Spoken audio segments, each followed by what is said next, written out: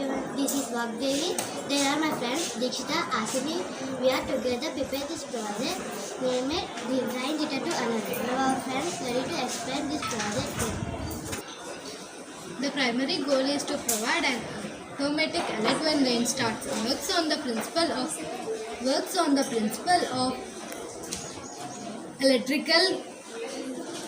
electrical conductivity and variable resistance. A sensor board detects water droplets because conscious parts sensors of the rain sensor translator of Tibify IC region.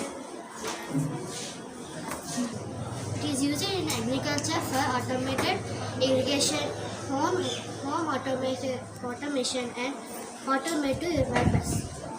With low cost, high responsible and lower power contributions. Thank you.